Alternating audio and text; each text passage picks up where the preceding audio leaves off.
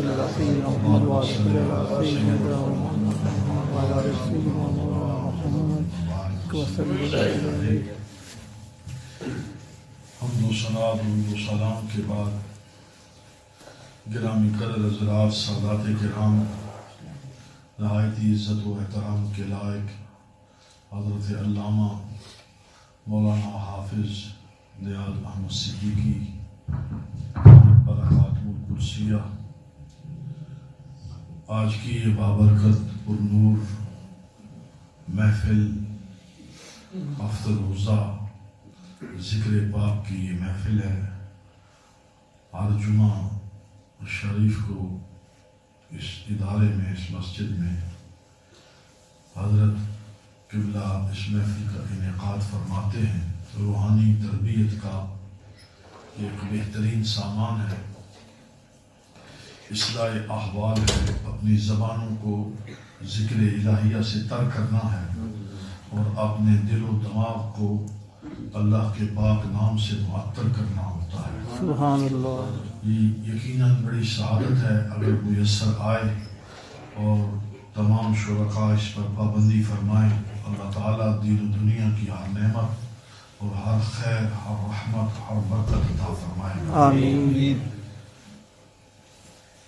آج کی اس محفل کا جو عنوان بنایا گیا ہے وہ حضرت سیدہ طیبہ طاہرہ خاتون جنت ملکہ فردوس بری شہزادی قومین سیدۃ النساء العالمین مخدومہ کائنات حضرت سیدہ فاطمہ الزہراء صلوات اللہ وسلام اللہ علیہا ورضی اللہ تعالی عنہ.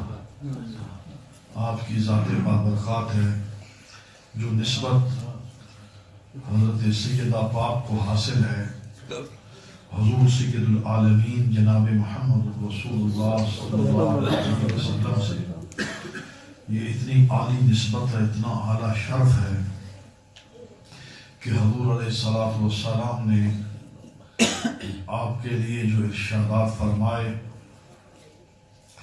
وہ کسی اور بی بی کو یہ مقام درجہ نہیں ملا. 20 جمادی الثانی اور نبوت کا جو پہلا سال ہے، زیادہ تر جمہور مورخین نے آپ کی ولادت باسعادت کا یہی تاریخ اور سن لکھا ہے. جمادی الثانی کی 20، یعنی یہ مناسبت اس کی یہی ہے، غالباً آج یا کل چاند کی 20 ہی ہے اور یہی مہینہ ہے. البتہ سن کے اندر اختلاف موجود ہے، لیکن جمہور قول یہی ہے کہ جس سال حضور سید عالم صلی اللہ علیہ وسلم نے اعلان نبوت فرمایا اور آپ مبعوث کیے گئے، اس سال حضرت بی بی پاک کا آپ کی ولادت باسعادت ہوتی ہے. ولادت کے حوالے سے جس شب کو بی بی پاک کی ولادت ہوئی، پہلا سال اعلان نبوت کا ہے اور تاریخ کا، اسلام کی تاریخ کا ہر طالب علم جانتا ہے کہ یہ پہلے سال 3 جو ہیں اور آخری 2 سال جو ہیں یہ انتہائی مشقت اور تکلیف کے سال تھے.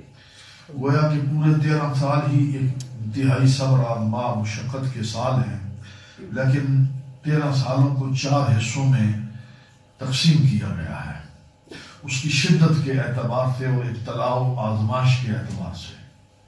اسی طرح قرآن کریم کی جو ترتیب ہے، ترتیب نزولی جو ہے، قرآن کا 2/3 حصہ مکہ مشرفہ میں نازل ہوا ہے. فقط 28 صورتیں ہیں، جس میں سے ایک سورہ فاتحہ پر یہ ہے کہ یہ مکہ میں بھی نازل ہوئی اور مدینہ میں بھی، اور کنفرم 27 صورتیں مدینہ منورہ میں نازل ہوئی. یہ ساری تقسیم کی گئی ہے.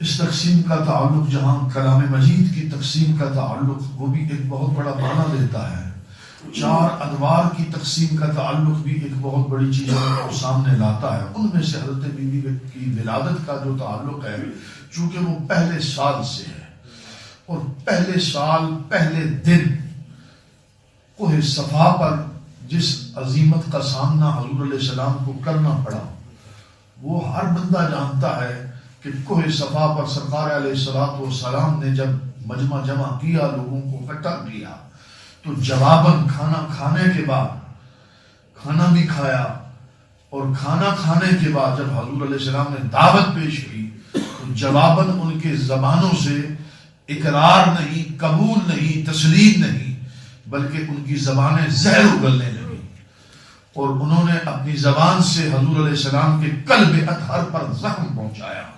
اور اس مجمع اور اس محفل کے اندر جو پہلی محفل تھی، پہلا مجمع تھا، پہلی دعوت تھی، جب حضور علیہ السلام نے اعلان نبوت پر دعوت کے طور پر پہلی محفل کی، اس محفل کے اندر سب سے پہلا ہاتھ جو کھڑا ہوا اسلام کی تحریک پر، جس نے لبیک کہی، وہ حضرت مولا مرتضی شیر خدا علی المرتضی۔ نعرہ تکبیر، نعرہ رسالت، نعرہ حیدری۔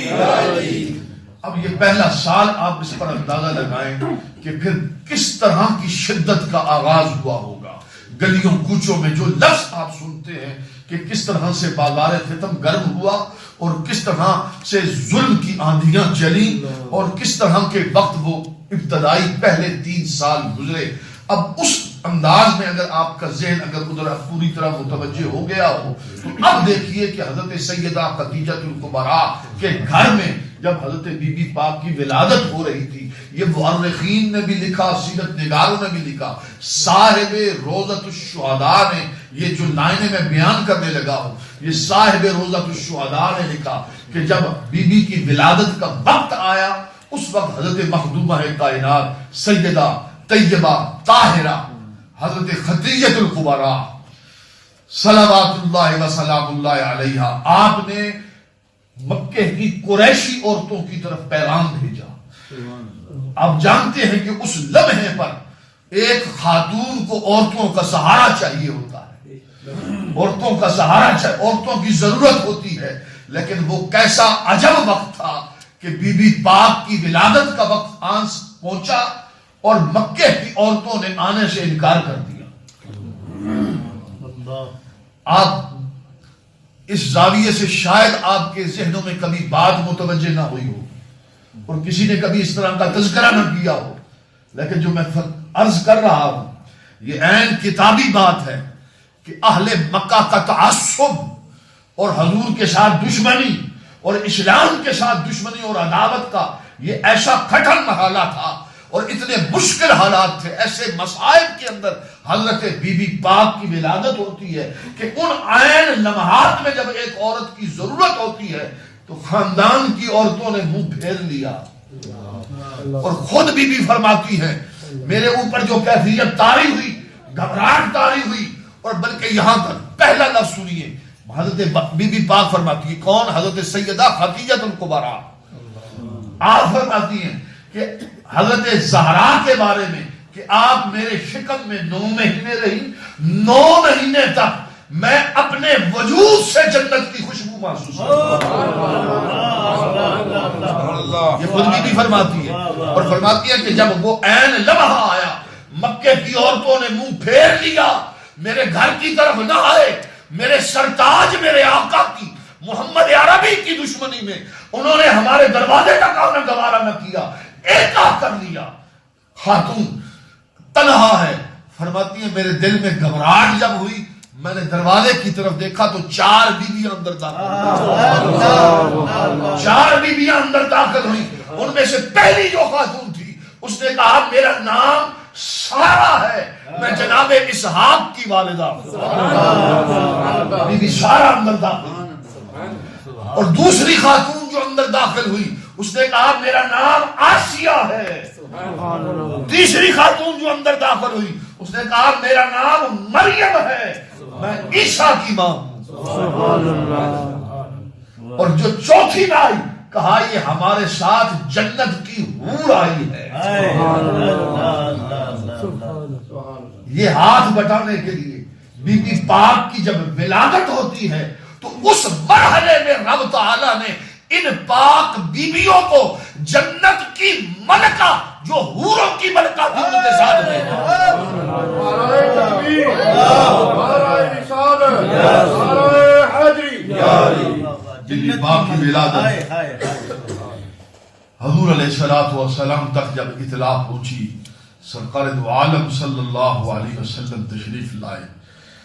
جس کے گھر میں بھی بیٹی پیدا ہوتی ہے، بیٹی تو رحمت ہے، بیٹی رحمت ہے، لیکن یہ کون آیا ہے؟ یہ کون سی رحمت ہے جو رحمت ہے تو رحمت للعالمین کے لیے بنا ہے، جس کا بابا سارے جہانوں کے لیے رحمت ہے. آج اس کے لیے جو رحمت آئی ہے وہ زہرا ہے. سرکار علیہ السلام نے نام رکھا فاطمہ. حضور نے انہیں القاب. اسی پر اگر گفتگو کروں وقت نہیں رہے گا، میں تھوڑی تھوڑی باتیں جلدی جلدی کرنا چاہتا ہوں. 10 منٹ ہے، سن لیں. فاطمہ حضور نے نام رکھا، بطول حضور نے نام رکھا، طیبہ طاہرہ حضور نے نام رکھا، زہرا خود حضور نے نام رکھا. زہرا کا معنی ہے کلی. سبحان اللہ. کس کی کلی؟ جنت کی کلی. حضور علیہ السلام نے یہ لفظ جو فرمایا میری بیٹی زہرا ہے. حضور علیہ السلام کا ارشاد ہے سورہ بقرہ اور سورہ آل عمران، یہ دونوں صورتیں جوڑا ہے. سورہ بقرہ دونوں مدنی ہیں. ان دونوں صورتوں کے بارے میں سرکار دو عالم صلی اللہ علیہ وسلم نے فرمایا یہ دونوں صورتیں الزہراوین ہیں. کیا ہے؟ زہراوین. یعنی سرکار فرما رہے جو نام قرآن کا ہے وہ نام فاطمہ کا ہے. جو نام قرآن کا ہے، جو سورہ بقرہ کا نام حضور نے رکھا، یہ الزہراوین، دو نوروں والی، دو چمک والی، تابناک، تر و تازہ اور روشن، یہ دو صورتیں ہیں. فرمایا یہ دونوں صورتیں میدان حشر میں اپنے چاہنے والوں اور اپنے پڑھنے والوں کے لیے قیامت کے دن سایہ بن جائیں گی. فرمایا میری بیٹی بھی زہرا ہے، میری بیٹی بھی زہرا ہے. یہ اپنے غلاموں کے لیے میدان حشر میں سایہ بن جائیں گی، رحمت کا سایہ بنے گی. نعرہ تکبیر، نعرہ رسالت، نعرہ تحقیق، حق چاہیے. حیدری، نسبت کی بات ہے. نعرہ علیہ گھمکول شریف. نسبت کو سمجھیے. جو عورتیں اور جو بیویاں کہیں پیدا ہوئی کسی جگہ، کلام کو سمجھیے. قرآن کیا اصول دیتا ہے، قرآن کے اصول کو سمجھیے. قرآن اصول بیان کر کے کہتا ہے جو بیویاں کہیں پیدا ہوئی، کہیں پلی، کہیں بڑی، کہیں جوان ہوئی، باپ کون، ماں کون، کہاں تھی، کہاں سے تھی، وہ کہیں کی تھی، لیکن جب حرم نبوت میں آئی، حریم ناز مصطفیٰ قریب میں آئی، سرکار کے حرم میں جب داخل ہو گئی تو قرآن ان بیویوں کے بارے میں کہتا ہے لستن کاحد من النساء. جملے کو دوبارہ عرض کرنا چاہتا ہوں. وہ پیدا کہیں اور ہوئی، پلی کہیں، بڑی کہیں، جوان کہیں ہوئی، باپ کوئی اور، ماں کوئی اور، کنبہ اور، قبیلہ اور، خاندان اور، لیکن حرم نبوت میں داخلہ ہو گیا، حریم ناز نبوت میں داخلہ ہو گیا. قرآن بول کے کہتا ہے اے نبی کی بیویوں لستن کاحد من النساء، کائنات کی کوئی عورت تمہاری جیسی ہو نہیں سکتی. جب وہ ان کی وہ شان ہے تو زہرا کو فرما رہے ہیں فاطمہ تو بضعۃ منی، یہ تو میرا جگر ہے، یہ میرا حصہ ہے. جو کہیں اور پیدا ہو تو کائنات میں کوئی ان جیسا نہیں. زہرا کی مثال کوئی کیسے ہو سکتا؟ زہرا بے مثل ہے، زہرا بے مثال ہے. کائنات میں جس طرح حضور سید عالم صلی اللہ علیہ وسلم کو اللہ رب العزت نے مردوں میں شان اعلیٰ عطا فرمائی ہے، اس ہی طرح عورتوں کے اندر سب سے اعلیٰ شان حضرت سیدہ زہرا. بس وقت کے دامن میں وسعت نہیں ہے. اللہ رب العزت کی بارگاہ میں التجا اور دعا ہے کہ اللہ تعالیٰ ہمیں پاک بیوی کا فیضان میں رحمت نصیب فرمائے. آمین. وآخر دعوانا